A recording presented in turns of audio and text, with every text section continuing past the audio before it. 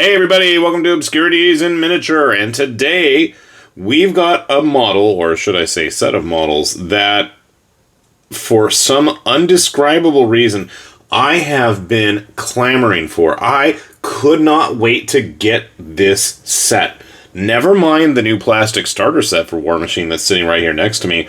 No, this is the set more than any others since the game's Mark IV release that I have been absolutely just unable to control myself over, and I don't really know why. But we're going to take a look at that set, and it is Emperor Carver Ultimus Esquire III and the War Boar MMD47. I had Carver back in the day, and I still think I might have him. I was looking quickly before this showed up in the mail to see if I still had him. I haven't found him yet. We'll see if he shows up. I was never super into the Pharaoh back in the day.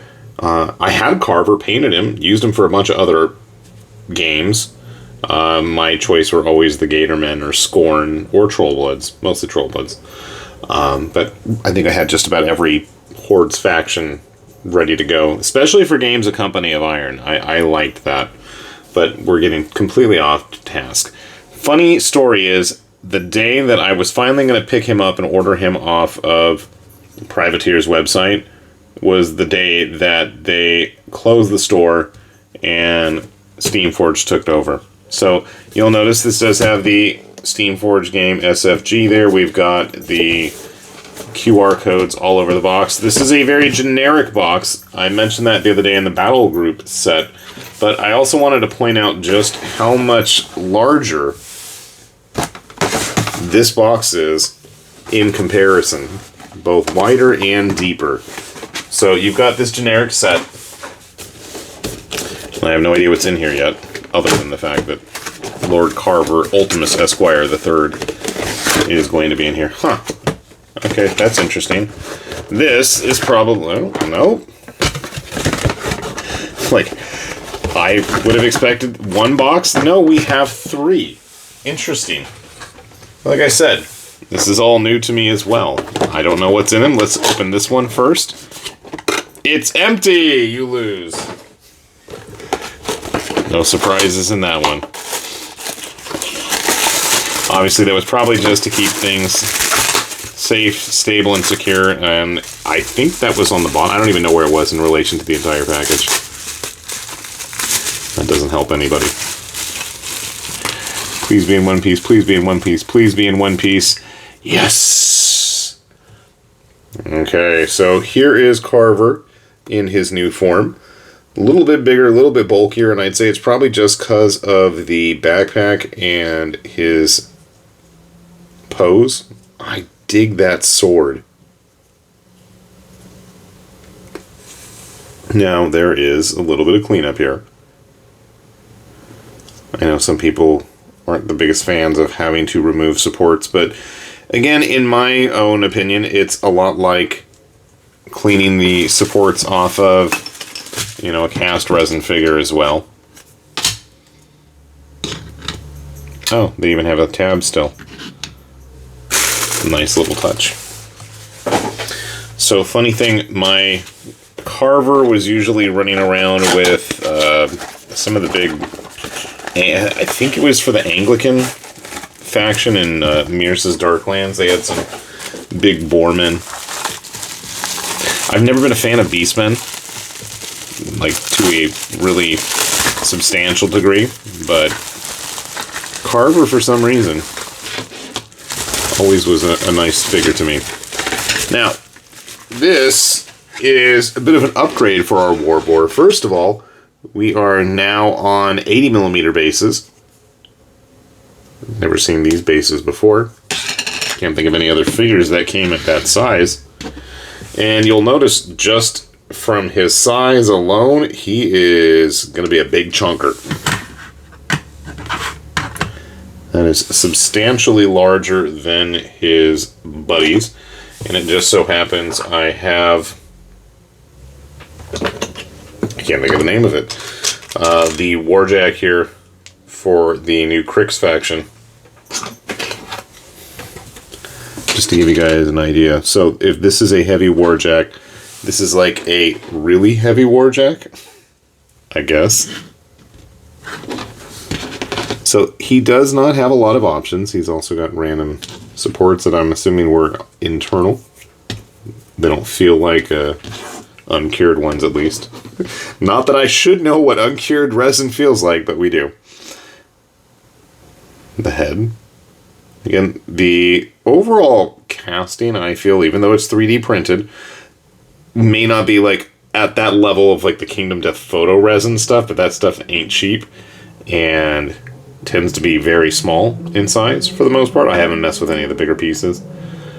I just now realized he's got chainsaw tusks. Kind of a fun touch. It almost feels like a mix between like Riot Quest with its crazy, you know, post-apocalyptic thing going on, and then the more traditional. Where are all these supports coming from? I'm assuming that slot.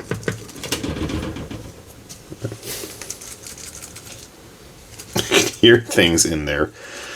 Alright, we'll have to deal with that later. Fish them out. Well, it does not look like it wants to stay on its own. It's okay. We'll play with it in a moment. Okay, again, we're going to have to do some cleanup here.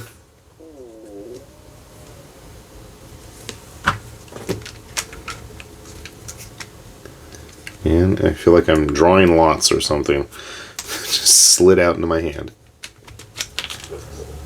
There goes some more. They're just like, okay. We're just going to have a parade of supports popping out.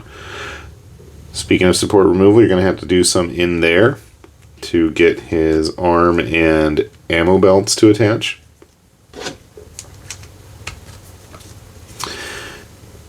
And I mean, overall, in terms of the bulk, pretty nice.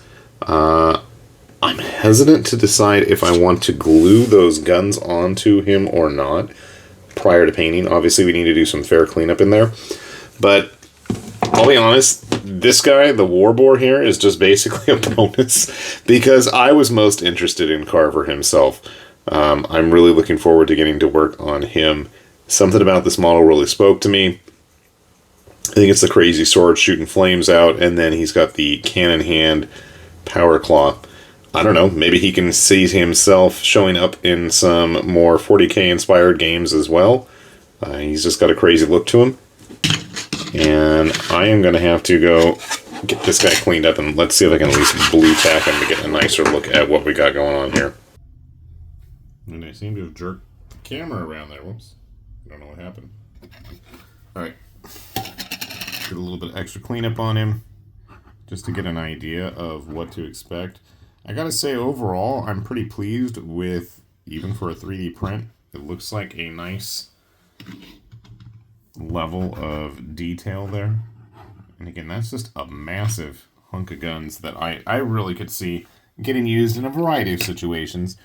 I mean, I may not have a Dreadnought or anything of the same size, but that's a tag, and a good size tag from Infinity, which, while not the largest models in my collection, are pretty good sized figures. So if our War Boar is able to give him that close of a run, I mean, I really want you guys to understand, that's a pretty darn big figure. The Conquest Minotaur here I just got laying around, again, really large figure. Our War Boar is not intimidated. So, cool little set. If by little I mean pretty stinking huge. Even when I have like a fancy pants Stormcast Eternal on a larger base, still not much of a comparison. This is a big model. And I think, like I was saying, you can probably get a lot of gaming use out of something like this with those guns all over it. Level of detail, like I said, is also quite nice. Obviously, going to need some cleanup still, but overall, impressive. And considering it's a Merc figure and you can use it for just about any faction, even more fun. So I really got to say, I'm with every model I end up picking up for Mark IV of War Machine, I feel myself slowly drifting back that way, which is probably a good thing. And I'm sure when I get a hold of the Cador Bear Rider, you can pretty much guarantee they'll be on this channel too. So look forward to that, hopefully, because I know I am. And with that said then, this has been High Lord Tamberlane with Obscurities in Miniature saying thanks for watching, and hopefully we'll see you back here soon. Bye-bye.